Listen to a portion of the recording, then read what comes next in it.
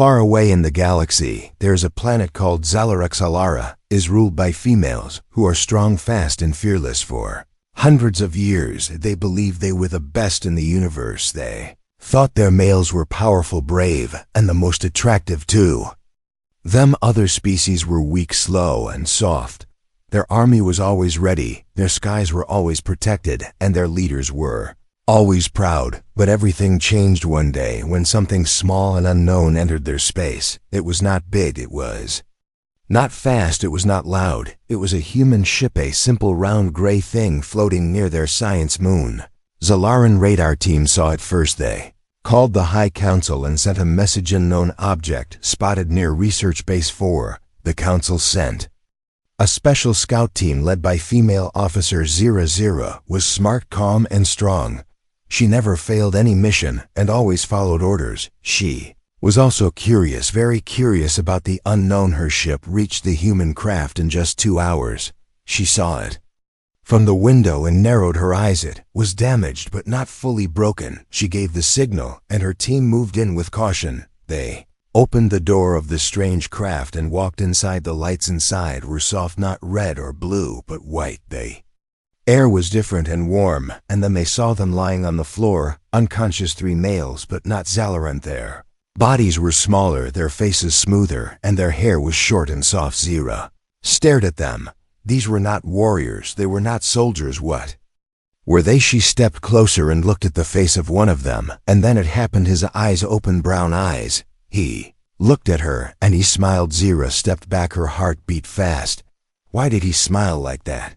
What did it mean? No Zalaran male ever smiled like that. The human man sat up slowly and looked around. He said something, but Zira did not understand the words. Still the tone was calm, gentle. Another human woke up and helped the third. They looked at Zira and her team, but showed no fear, no aggression. Zira spoke in Galactic Standard. You are in restricted Zalaran space. Who are you and why are you here? The human man who smiled pointed to himself and said softly, Captain Ryan, Earth emergency landing. Zira did not know what Earth was. She sent a message to base. Alien life form discovered, calling themselves human, requesting emergency medical care permission. Granted. The humans were taken to Research Base 4. Doctors examined them and found their biology was close to Zalaran, but not the same. They were weaker by muscle, slower by reflex. But they had something else, something strange. They laughed, they smiled, they thanked the nurses. They asked questions like children. They were kin. Zalaran females watched with curiosity. Zira watched too. She tried not to look interested, but inside her mind was not calm anymore. That smile, that soft voice, that peaceful behavior, it was doing something to her. Back at the control room, the male officer Varn watched with sharp eyes. He did not like this. He felt the change in the air. The females were talking about the humans too much. They were noticing their eyes, their voices, their emotions. Varn clenched his fists and turned away. Zira walked through the hallway to the observation room where the humans were kept. She stood behind the glass and looked at them. They were playing a game using small round pieces and laughing. Why are they laughing? She thought. This place is not safe. This is not their home. Why are they so calm? Captain Ryan saw her through the glass and waved. Zira froze for a second, then slowly raised her hand and waved back. Later that night, she could not sleep. She sat by her screen and looked at the reports again. 3 human males crash landed near Base 4. Soft biology, low threat level, but something deep inside her was not quiet. Something was rising, a feeling she never felt before. And then her screen blinked. It was Ryan. He was sending a simple message. Thank you. Zira stared at the words. She read them again and again. Zalaran male ever said that to her? No male ever thanked her. She leaned back in her chair, eyes wide. For the first time she smiled. Zira woke up early, but her thoughts were not silent. She had seen thousands of alien species before, but none like these humans. They did not roar or show teeth or fight like beasts. Instead, they looked straight into her eyes and smiled. They laughed softly and helped each other like close friends. There was something strange in that kindness, something powerful. At the research center, lights turned on slowly, and the humans were awake. Captain Ryan sat beside the younger one named Eli, who had a small injury on his leg. Zira entered the room with 2 guards, but her eyes stayed on Ryan. He stood up not like a soldier, but like someone respectful. "Good morning," he said in a tone that felt warm. Zira replied with a nod and opened her tablet to begin the routine scan. Ryan spoke again, asking questions about Zalara and her people. Zira hesitated, because no alien ever asked her such things before. He was curious not about the planet but about her. She did not understand why, but she answered. She told him how the females ruled Zalara and how strength was measured by combat. Listened with interest without interrupting, without mocking. Eli asked what Zira liked to do when she was not working.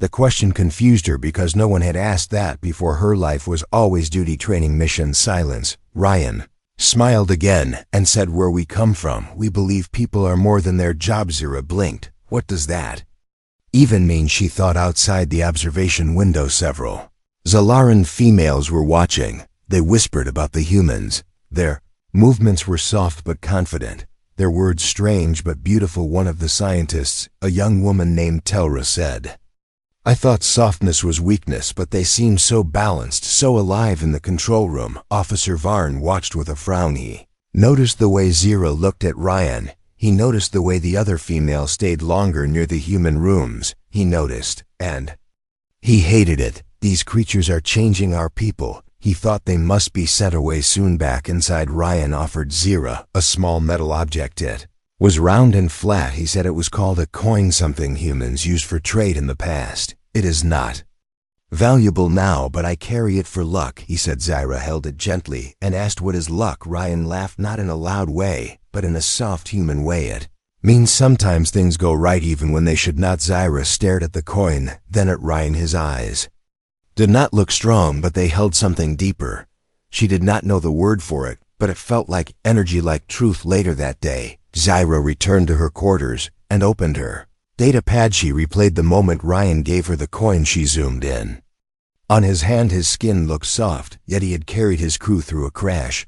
He had comforted Eli. He had smiled in danger. She checked Earth's file on the Galactic database. Not much was recorded, only a few pages, mostly ignored by other species, primitive, emotional, underdeveloped, but nothing explained the way she felt when she was around them. Next morning, the humans were invited to a small Zalaran meeting hall. Zira stayed close by as Ryan was introduced to other scientists and leaders. He bowed slightly and used words of thanks. Alien had done that before. Varn entered the hall and walked toward Ryan with his usual cold eyes. He said, "You do not belong here." Ryan did not get angry. He simply said, "We are here because your people helped us. We come in peace." Varn stepped closer, trying to show dominance. Ryan did not move. He just stood still and calm like a mountain. Zira stepped forward and said, "Enough." The room fell silent. Varn looked at her in disbelief. Zira looked back with clear eyes. "The human has done nothing wrong." Ryan turned to Zira and gave her a soft, respectful nod. Later that night, Zira stood on the roof of the science dome, looking up at the stars. She held the small human coin in her hand. She remembered the way Ryan spoke about kindness, the way he stayed calm in front of Varn. She remembered his smile that first day when he woke up. The stars were quiet, but her mind was not. For the first time in her life, she was not sure who the strong ones were. Strength only in battle, or was it in control, in kindness, in calm? Suddenly, she heard a soft sound behind her. It was Ryan. He stood at a distance and said, "I come here too when I cannot sleep." She looked at him and said, "Your people confuse me." Ryan smiled. "Sometimes we confuse ourselves too." They stood there in silence, two beings from different worlds connected by something unseen. Zira looked down at the coin once more. For the first time in many years, she felt safe. Zira stood near the training hall, but her focus was not on the practice fights happening inside. Her thoughts were still on the words Ryan had spoken the night before. He talked about courage and fear, and how real strength was not always loud, physical. She had never heard such things from her people, not from any Zalaran male, not even from her teachers inside the dome. Captain Ryan was sitting cross-legged, while Eli and the third human named Mason were setting up something small on the Floor it looked like colored stones and a flat board. They called it a game when Zyra entered. They waved at her and smiled. Zyra sat near them, but said nothing. She only watched Mason explained the rules with his hands, showing movements with small pieces. Was a strategy game, not about speed or force, but about patience and thinking. Zyra leaned forward and tried to understand Mason. Let her make a move and corrected her gently when she placed a stone wrong. There was no mocking, no harsh words, no sign of superiority. She looked at Ryan and asked, "Why do you teach without judgment?" He replied, "Because everyone learns at their own time, and no one is better than another's." Zyra blinked slowly. These words felt warm, like a safe place she had never known. Suddenly, a loud alarm rang through the research center. A power circuit in the North Dome had overloaded, and fire warnings flashed red across the walls. Medical staff rushed to move sensitive equipment. Young Zalaran children from a visiting education group were trapped behind a locked sliding door. Zyra turned and ran through the smoke toward the emergency hall. But when she reached the sealed chamber, she saw something unexpected. Captain Ryan was already there.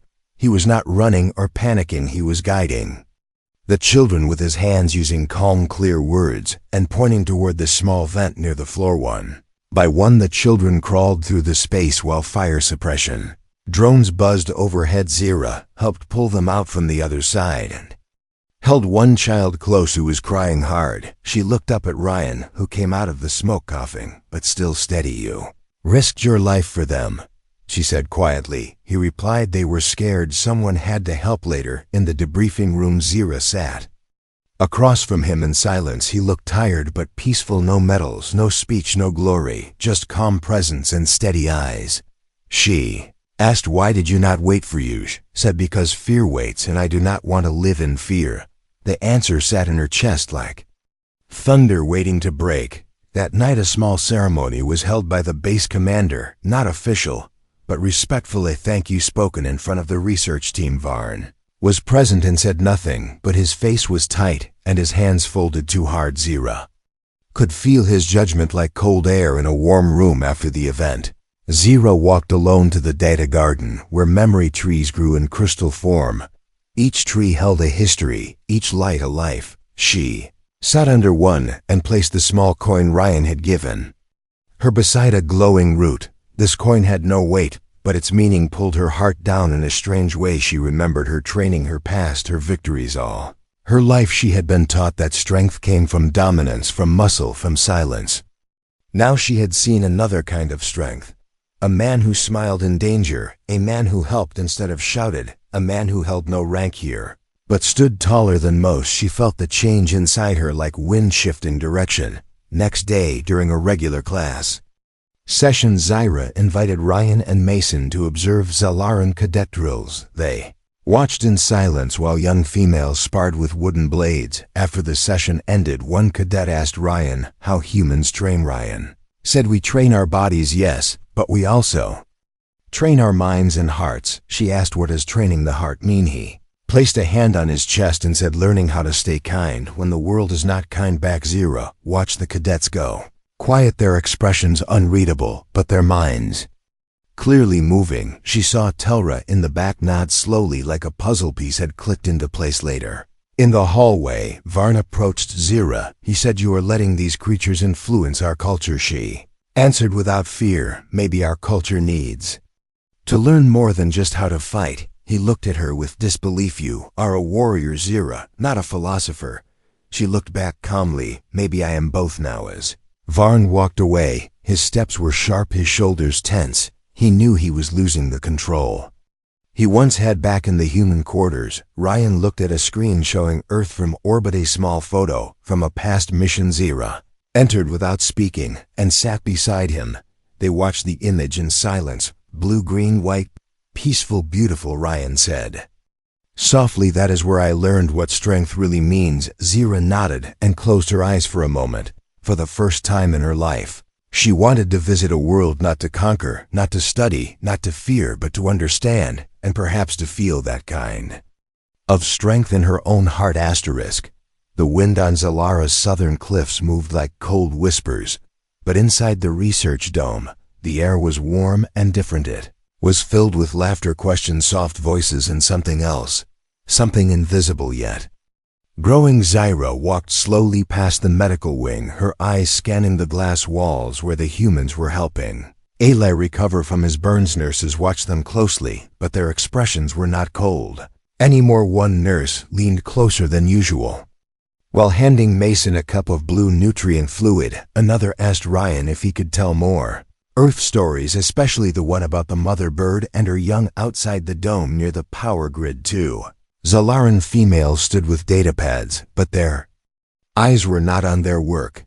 They were watching the humans on the upper-level balcony. One whispered, "Have you noticed how different their energy feels?" The other nodded and replied, "Yes, I feel it too. It is soft but strong like water over stone." Zyra felt the change as well, but she also felt something darker creeping just below the surface. Varn stood in the training field watching the newest recruits spar with full focus. He barked commands, but his mind was not truly there. He was thinking about the humans and how the females now seemed less impressed by Zalaran males. During the last council visit, one of the elder females had asked about human language. Another asked to see Ryan's learning files. They laughed when Ryan mispronounced Zalaran words, but it was not cruel laughter. It was amused and affectionate. Varn saw the way Zyra looked at Ryan, and it made his jaw tighten. He remembered the old ways when respect came from control and strength, meant silence and power.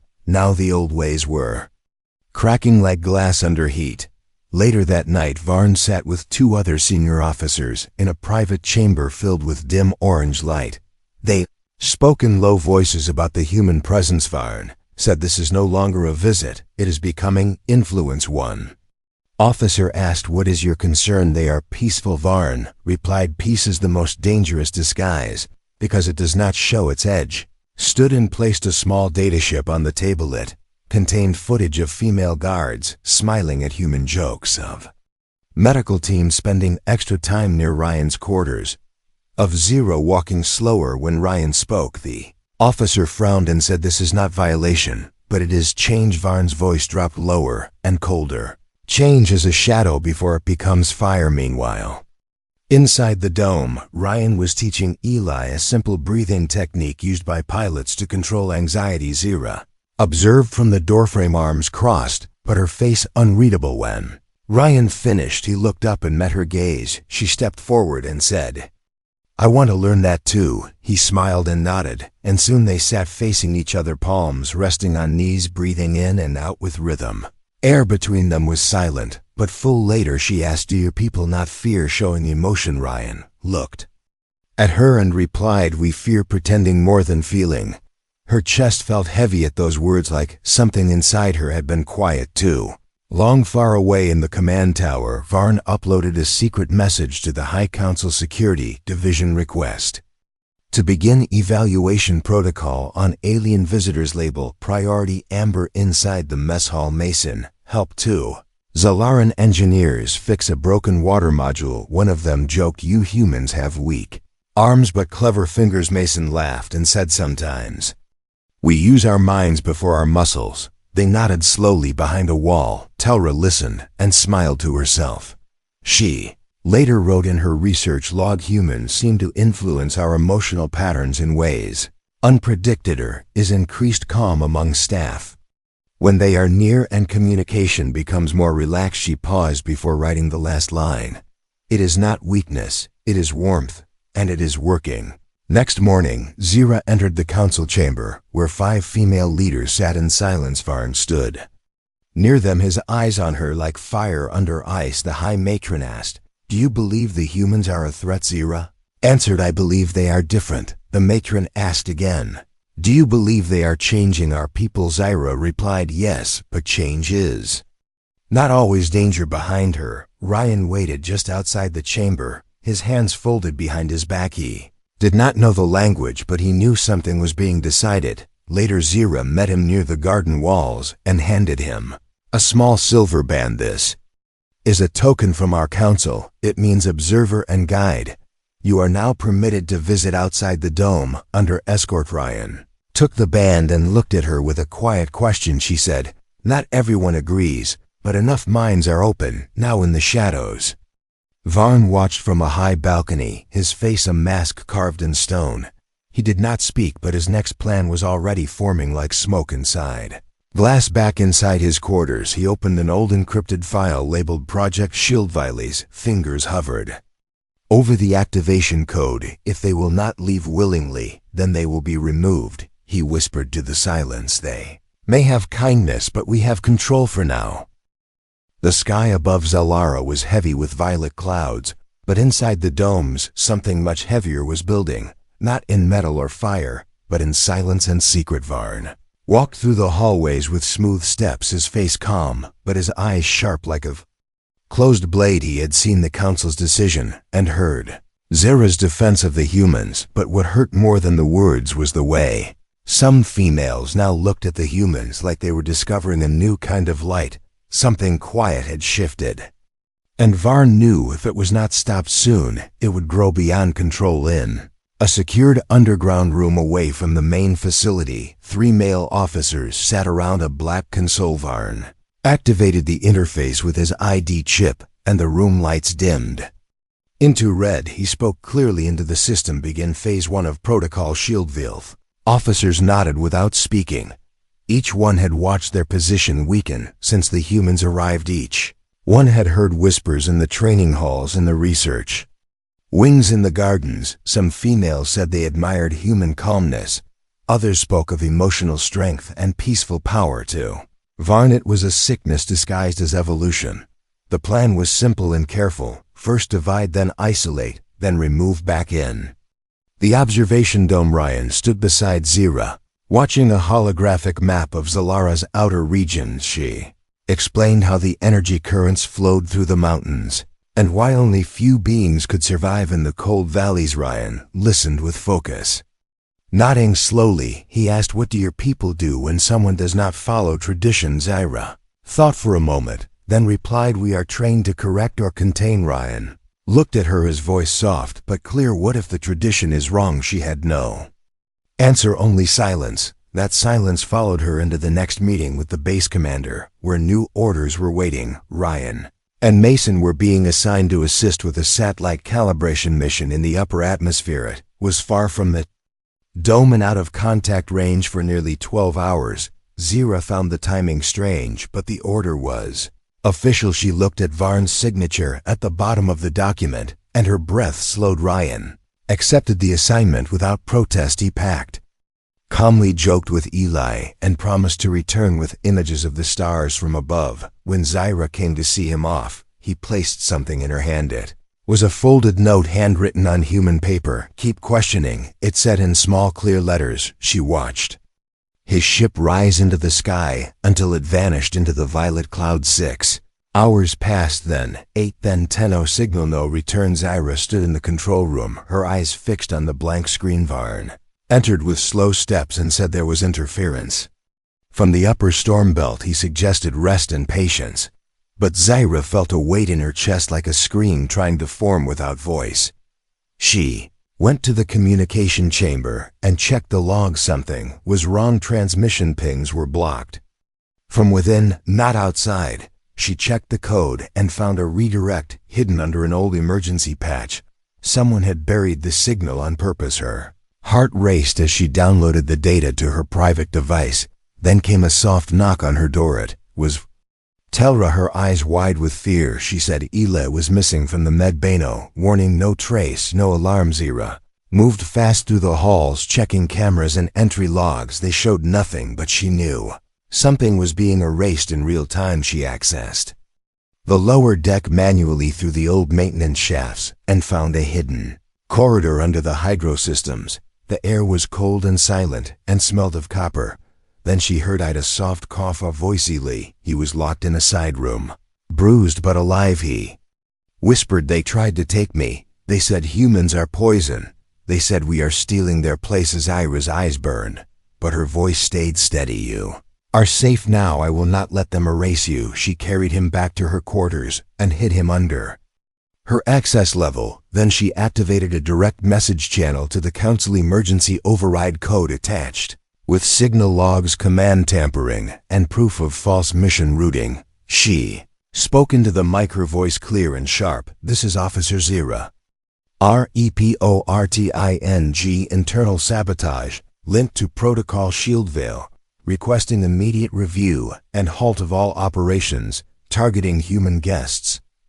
Outside, the storm raged over the dome, but inside the walls the real storm had begun. Varn stood in the upper command tower watching Zira's report blink across the main screen. He did not move, he did not blink, he simply whispered one word: "too late." The council chamber was silent, but the air inside felt thick like smoke from an invisible fire. Zira stood alone in the center, her voice echoing through the crystal walls, while behind her holograms blinked with warning signs and evidence. She had submitted the full data, tampered logs, blocked transmissions, secret protocols activated without full council approval. Her face showed no fear, only purpose. Across from her, the High Matron watched with unreadable eyes, while the other council members whispered quietly among themselves. Zira took one breath and said, "The humans are not the threat. The threat is the fear that refuses to see beyond tradition." Behind the chamber walls, dozens of Zalaran females stood watching through the glass. Among them were scientists, engineers, guards, and young recruits. All had seen change since the humans arrived. Some were confused, some inspired, some silent, but none were untouched. Far above the dome, in the edge of the atmosphere, Ryan's transport drifted quietly as emergency protocols restarted. His systems one by one opened his eyes slowly. The stars outside were spinning, and a sharp noise filled the cabin. He looked around and saw the controls had been rerouted.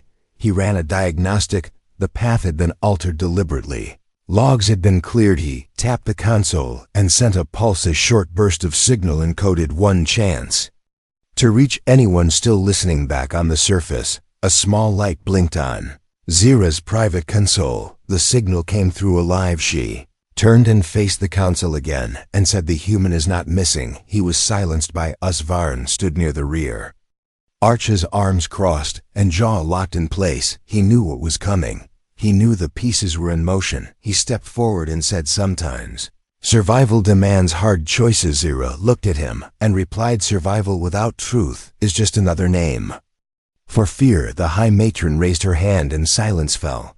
She said, "The council will review the evidence in full and render decision before sundown. Until then, all orders under Protocol Shieldvale are suspended." Zira bowed once and turned to leave. Outside the chamber, Telra met her with wide eyes. She said, "There are more women stepping forward with similar reports, ones who saw data shifts, ones who heard Varn's private conversations, even 2 guards from the lower deck." Zira nodded and said, "Gather everything. The truth must not be partial. It must be complete." In the medbay, Eli sat up slowly, his arms still bandaged, but his eyes alert. He asked, "Where is Captain Ryan?" Zira smiled slightly and said, "On his way back, I hope." At that same moment, Ryan's pod entered the edge of Zalaran airspace tracking systems, caught the signal, and relays lit up across the command center. Someone tried to scramble the reading, but Telra had already locked the access. She turned to the others and said, "No more shadows." As Ryan's ship landed, the outer doors opened, and Zira was there waiting. Stepped out, his uniform torn and eyes tired, but when he saw her, he smiled. Zira stepped forward and said, "You are late." He replied only by a little. They walked together into the heart of the dome, while word of his return spread faster than fire in dry grass. Females gathered in the halls, some clapping softly, some just staring with wide, thoughtful eyes. No human had ever been received like this on Zalararian. Stood before them not as a warrior, not as a conqueror, but as something else, a mirror, one that showed them another way to live, another way to lead, another way to be. Later that evening, the council reconvened. Zira, Ryan, and Varn stood before the 5 members in silence. High Matron spoke first.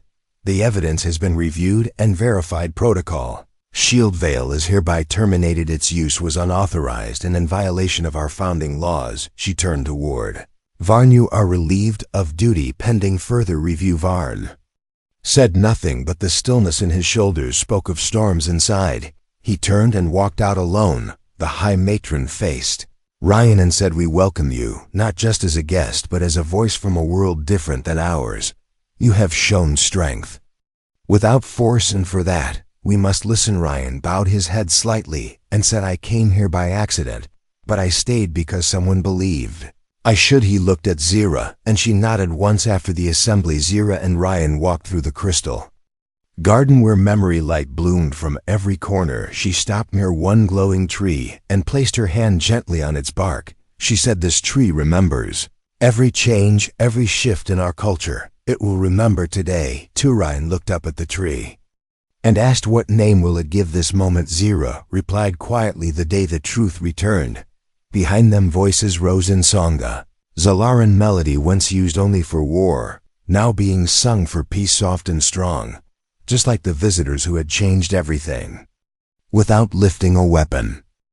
The stars above Zalara were quiet, but the hearts beneath them were loud with choice. Inside the grand hall, the council sat once more, their crystal thrones glowing with soft golden light as hundreds of observers stood along the outer walls.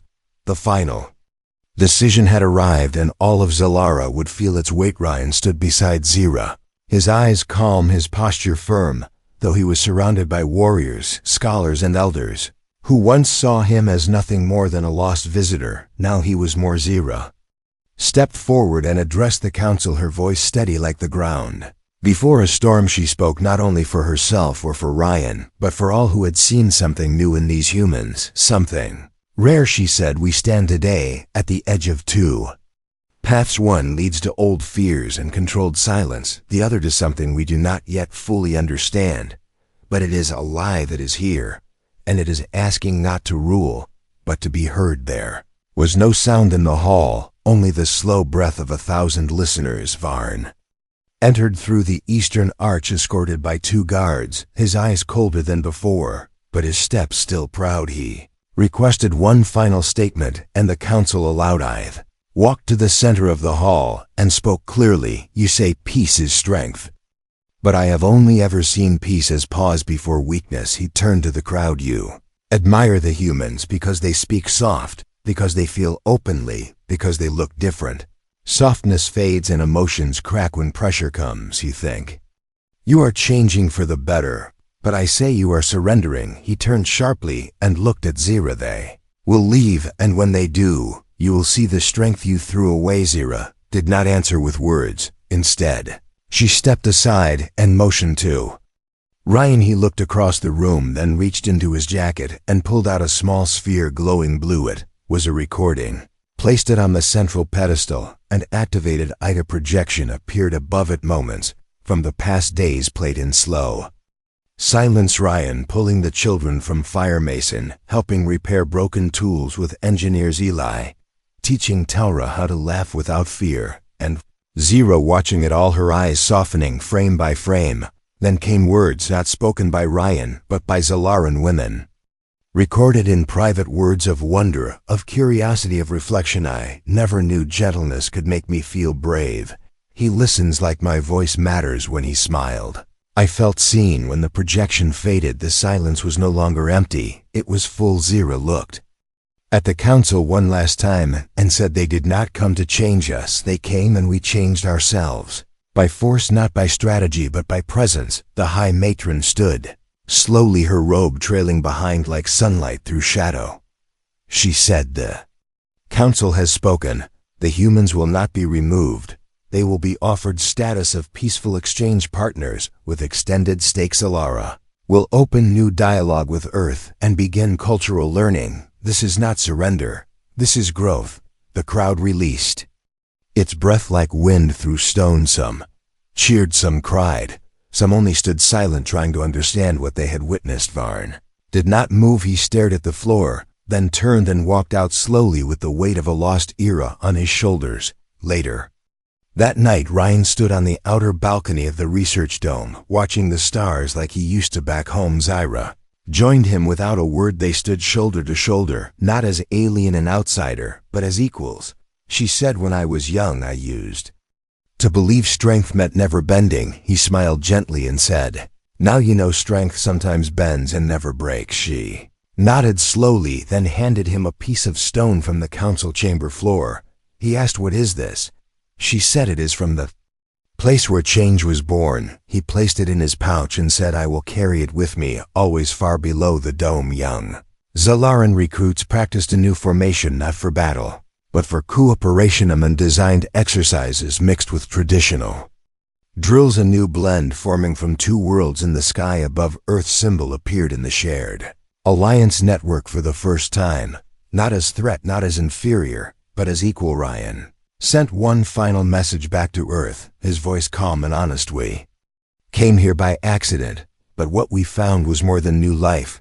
We found connection, we found strength in being human, and they saw it too." Zira watched the message send, then turned to him and asked, "Do you miss home?" Ryan looked at her and said, "Home is where someone believes in you." She smiled and looked toward the stars. "Maybe one day I will visit," he replied.